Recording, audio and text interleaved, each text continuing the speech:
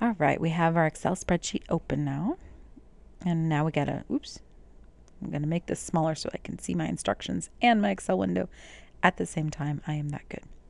All right, it says to open Microsoft Excel, check. Label a worksheet tab in your Excel workbook as data and graphs. Okay, so let's talk about the Excel workbook. This whole thing is the workbook, right? It has multiple worksheets, i.e. tabs in there. See, there's sheet 1, sheet 2, sheet 3. You could click down here and make more, sheet 4, sheet 5, and so on. I'm going to take sheet 1 and I'm going to double click on it. You could also, I'll show you, right click, rename. That's the other way to do it. I'm going to call it data and graphs, just like the instructions said. And I can go click on any cell, and there it is. And see how it stays? Data and graphs. There's that tab. Let me go back down. All right, I did that. Using Excel, create a 3-column table for each package of candy. The columns will be color, frequency, and relative frequency. Okay, so I'm going to make color here, frequency here, relative frequency right here. This is going to be for package 1. As a matter of fact, because I want to keep this all organized and neat. Oh, rats, you're probably wondering what I'm doing. Okay. Do you see how frequency kind of gets cut off and relative frequency is kind of long? All right, so what I want to do is I want to make the columns A, B, and C, which those titles are in, I want to make it so that the columns automatically fit. So I highlight columns A, B, C, and then I move my arrow so that it's kind of, see on the line between A and B, or you can do it on the line between B and C, honestly. If you move your cursor right on that line, it turns into a double-sided arrow. It's facing both left and right. And then if you double click, it automatically makes the columns as wide as you want them, or as wide as they need to be for those words. All right. And now I'm on the subject. I'm thinking, well, I'd like to label this so I know it's package 1. So I'm going to go click on this 1 right here. I'm going to right click and insert. Oops, insert right there. And I'm going to label this package number 1, just for my own benefit.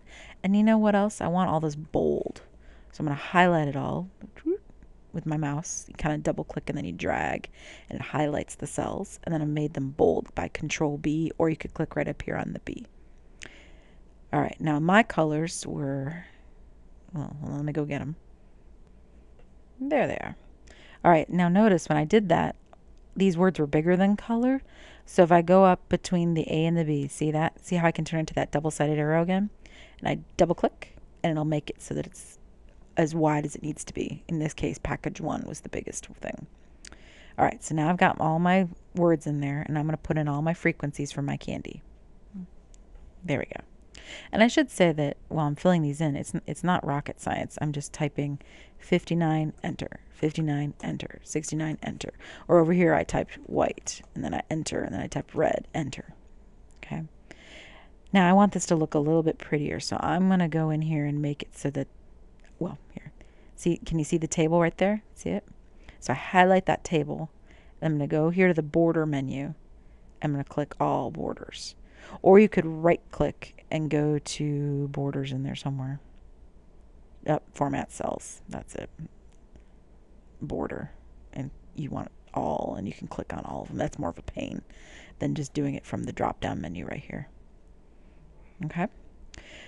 All right, now I've done that package. I've got package number 1 right there. I'm actually going to do it again. I'm going to copy. So I highlighted that whole shebang, right? And then I click copy. You can either press down Control and see at the same time, or you can click right up here, copy. And then I'm going to go click on a different cell, like cell E over here. I'm going to right click and choose paste. So you could paste all of it right there, Control V. And then, oh, look, again, it made it too narrow. So I'm going to highlight all that, double click. And I'm going to type this as package number 2. I'm going to put in different numbers because it's for a different package. Hold on. There we go. I got those numbers typed in now. Okay, we're good. We've got 2 tables started. We haven't done the relative frequencies yet, but we've got our numbers that I counted right out from the data before I ate them all. This is the numbers I got. I'm just kidding. I didn't eat all of this. This was a lot of candy. All right, I'll see you back here in the next video.